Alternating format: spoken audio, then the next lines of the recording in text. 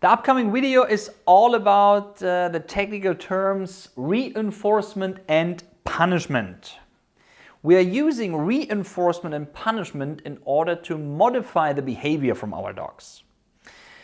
One thing we want to keep in mind, that is, we only do want to reinforce wanted behaviors.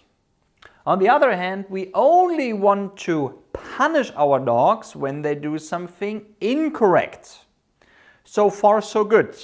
Now, in addition to that, we have on the one hand a positive reinforcement / positive punishment, and on the other hand, we have a negative reinforcement / negative punishment. And this is where a lot of people in the dog world gets confused. And the reason is they assume that this positive plus here stands for positive learning and this minus here stands for negative learning. This makes common sense, but when it comes to the technical terms, it is not correct because plus and minus comes actually from the math.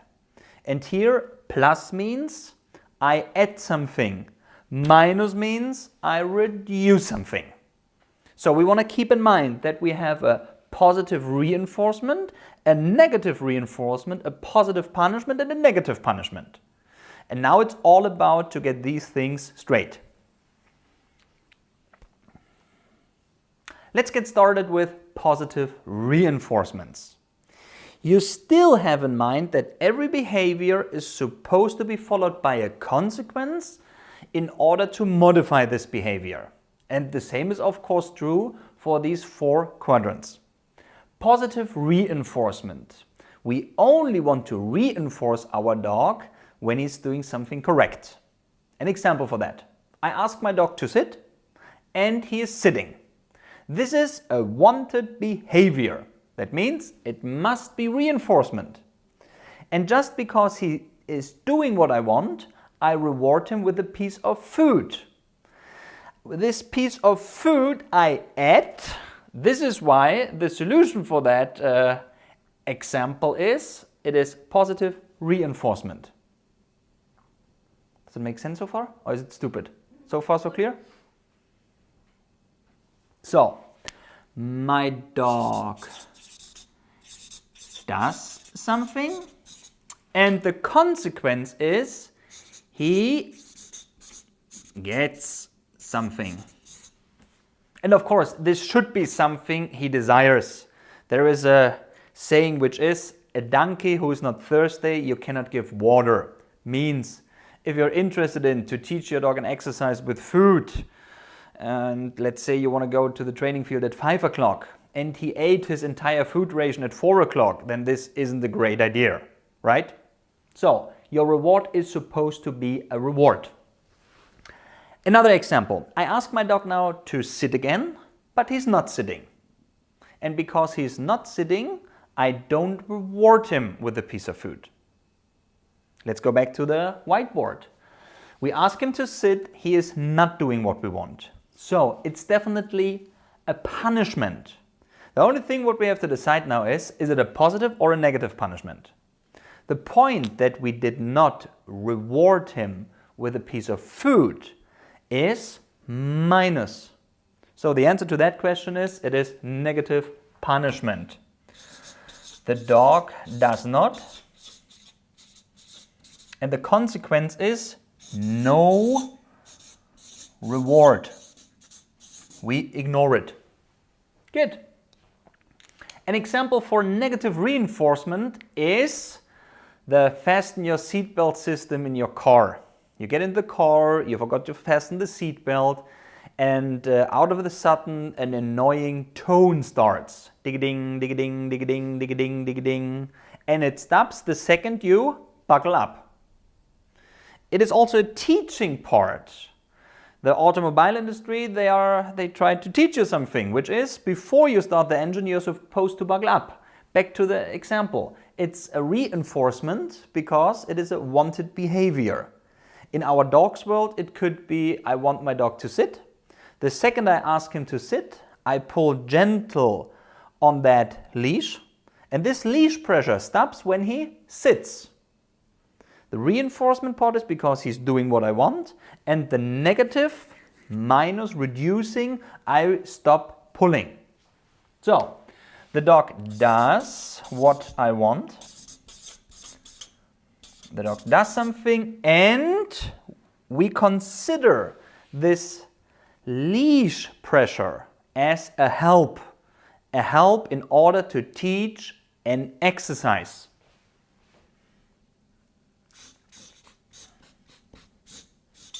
Help,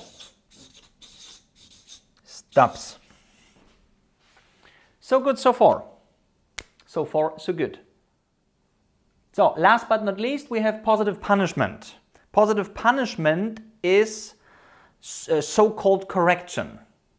But keep in mind, you only can and are allowed to correct your dog if he understands the exercise. If he didn't complete a learning process, dare to correct your dog. It just wouldn't be fair to him.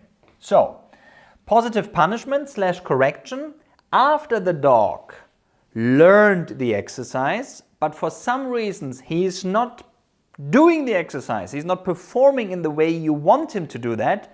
This is then followed by a correction.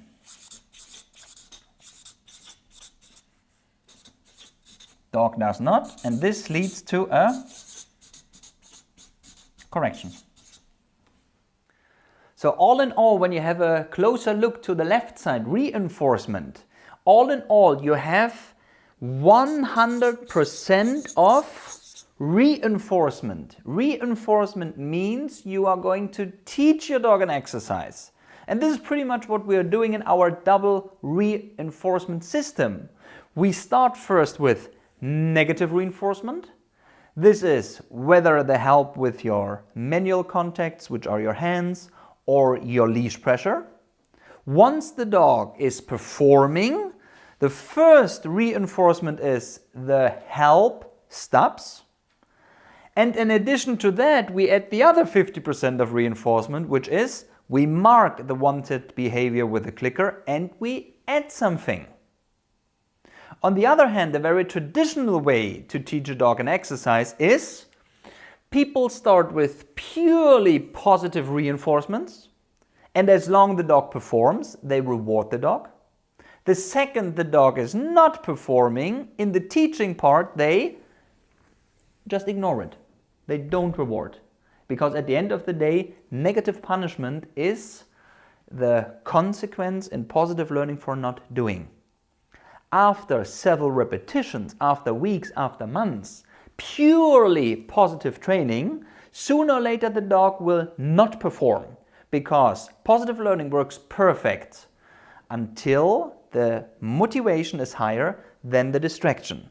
The second the distraction has a higher value for the dog than the motivation to work for the reward which you're offering him, positive training has his clearly limitations. So, and what people do then is they move from purely positive reinforcement straight to positive punishment. And here they use whether a stick, a leash, their hands, you name it. And to be very honest, my opinion is, whereas a yes, there is supposed to be a no.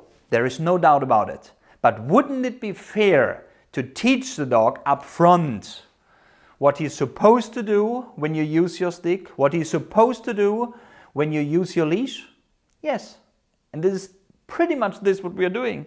We teach our dogs first what they are supposed to do when we pull on the leash, and this help later on, once he completed the learning process, this help can end up with a correction.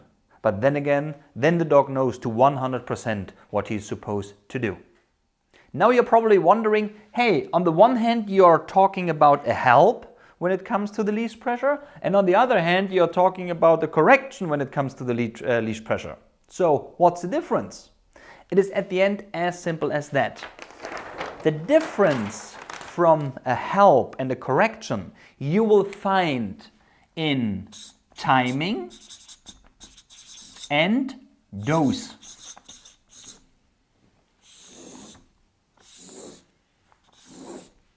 helps, correction.